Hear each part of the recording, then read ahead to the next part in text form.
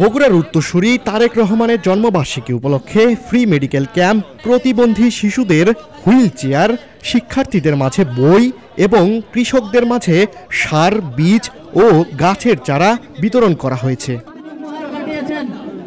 আজ সকালে শহরের শহীদ খোকন পার্কে আমরা বিএনপি পরিবার আয়োজিত এই কর্মসূচিতে প্রধান অতিথি হিসেবে উপস্থিত ছিলেন বিএনপির সিনিয়র যুগ্ম মহাসচিব রুহুল কবির রিজভী। এ সময় তিনি বলেন, তারেক রহমান ব্যক্তিগত অনুসন্ধানের মাধ্যমে সারা দেশের অসহায়, নির্যাতিত, নিপীড়িত, অভাবী কিন্তু মেধাবীদের খুঁজে বের করেন, তারপর গোপনে তাদের নিয়মিত সহযোগিতা করেন। সবসময় যেন তিনি নজরদারি করে আছেন সংবাদপত্রের পাতায়। কোন লোকটি অসুস্থ, কোন লোকটি বিনা চিকিৎসায় আত্মরাত করছে তার বাড়ির ভাঙাচোরা বিছানার উপর, কোন পরিবারে খাওয়া নেই। যারা তারেক রহমানের চোখ যেন পড়ে আছে সেই দিকে। রুমন, তুমি তোমার টিম নিয়ে যাও, তাদের পাশে গিয়ে দাঁড়াও। এই টিম যাওয়া মানে শুধু ওই টিম যাওয়া না, রিজভী আহমেদ, রুমন বা মিথুনদের যাওয়া নয়। এই টিম যাওয়া মানে স্বয়ং তারেক রহমান তাদের পাশে গিয়ে দাঁড়াচ্ছেন। তিনি যে কাজগুলো করেন, এই কাজগুলো খুব একটা জানতে দেন না।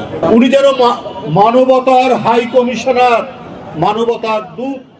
সাধারণ মানুষের জন্য কাজ করার এমন ধারাবাহিকতা ভবিষ্যতেও অব্যাহত থাকবে বলে জানান বিএনপির নেতারা। তাদের বক্তব্যে উঠে আসে আগামী নির্বাচনে বগুড়া ৬ আসনে তারেক রহমানকে বিজয়ী করার কথা। ইনশাআল্লাহ আগামীর বাংলাদেশ হবে শান্তি, সাম্য এবং বিনয়ের বাংলাদেশ। এই ধারা অব্যাহত থাকবে।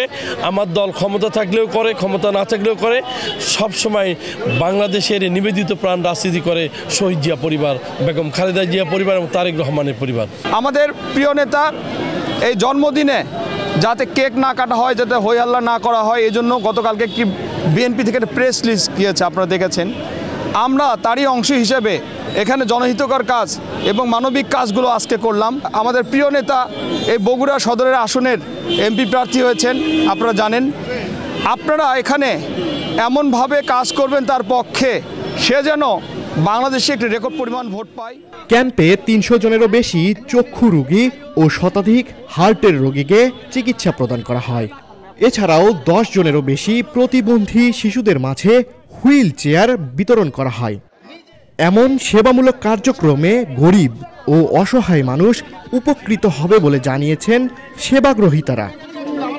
রাহেনুর ইসলাম, দৈনিক করতোয়া, বগুড়া।